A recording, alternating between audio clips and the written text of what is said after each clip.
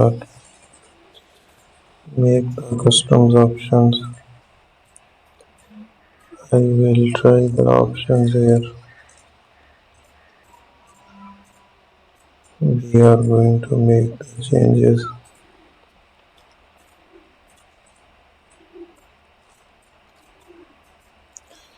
Use the shapes here.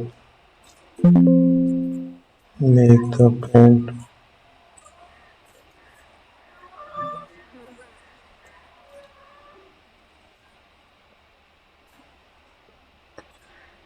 Add a print as well. So that's it.